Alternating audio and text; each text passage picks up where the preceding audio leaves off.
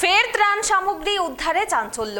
Word অফিসের তালা ভাঙতেই চক্ষু চড়ক গাছ, মিলল সেলাই মেশিন, হুইল চেয়ার সহ একাধিক ত্রাণ সামগ্রী। কাউন্সিলরের বিরুদ্ধে দুর্নীতির অভিযোগ বেহালার 144 নম্বর ওয়ার্ডে অফিসে দীর্ঘদিন ধরেই সেলাই মেশিন, হুইল চেয়ার সহ একাধিক সরকারি সামগ্রী মজুত রাখা ছিল, যা প্রকৃত উপভোক্তাদের হাতে পৌঁছায়নি। স্বামী বিজেপি করার জন্য এক মহিলাকে সেলাই মেশিন দেওয়া হয়নি, একাধিক অভিযোগ রয়েছে। আমরা বিস্তারিত জানবো।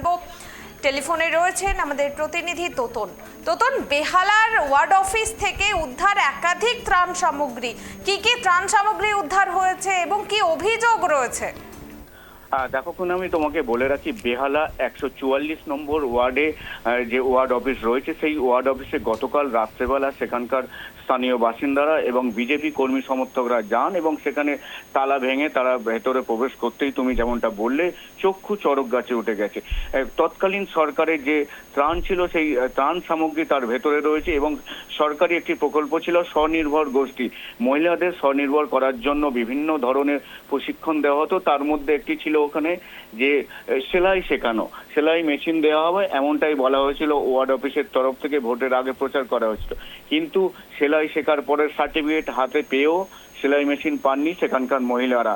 একজন মহিলাকে বলা হয়েছিল, তোমার স্বামী বিজেপি করে, যতদিন না বিজেপি ছাড়বে তোমাকে সেলাই মেশিন দেওয়া হবে না, এমনটাই অভিযোগ করেছে সেখানকার বাসিন্দারা।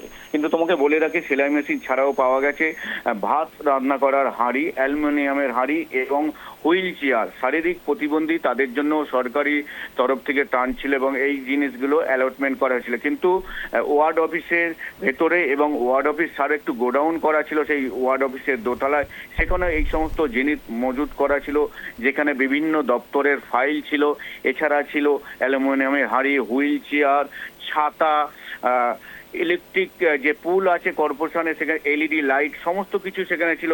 স্থানীয় বাসিন্দাদের আরও অভিযোগ, কাউন্সিলর শেফালিক প্রামাণিককে বারবার বলা হয়, তা সত্ত্বেও কোনো রকম কাজ হয়নি। রাস্তার লাইট কেটে গেলে তাদের বলতে গেলে কোনোভাবে লাইট লাগানো হতো না, কিন্তু সেখানে এলইডি লাইট পড়ে রয়েছে বেশ কয়েকশো, এমনটাই অভিযোগ করে স্থানীয় বাসিন্দারা। সেই সমস্ত জিনিস উদ্ধার করে তারা রেখেছে।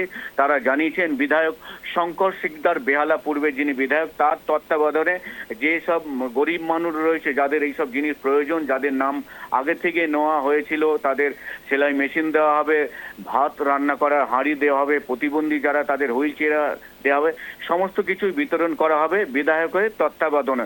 ঘটনাস্থলে আসে ঠাকুরপুকুর থানার পুলিশ এবং ঠাকুরপুকুর থানার পুলিশ ব্যবস্থা গ্রহণ করে নতুন করে তালাচাবি দিয়ে দেয় এবং সেখানকার মানুষজন, ক্ষিপ্ত জনতা ওয়ার্ড অফিসটিকে ভাঙচুর করে, বিভিন্ন জিনিসপত্র বাইরে ফেলে দেয়। তৃণমূল কংগ্রেসের পতাকা রাস্তায় পড়ে থাকতে দেখা যায়।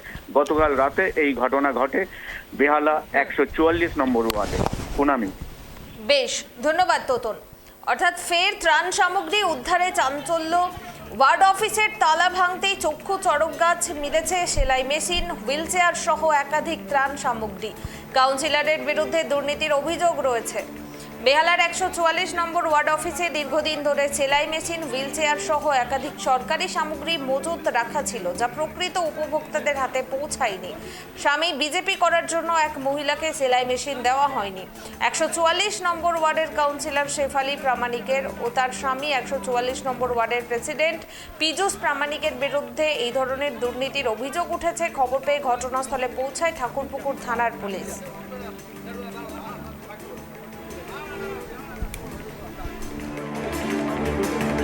অনেক হাঁড়ি পাওয়া গেছে, প্রচুর ফাইলপত্র পাওয়া গেছে, ডায়েরি পাওয়া গেছে, যেখানে পঞ্চায়েতের এলাকারও অনেক কিছু আছে এবং কাউন্সিলরের ব্ল্যাঙ্ক প্যাড পাওয়া গেছে।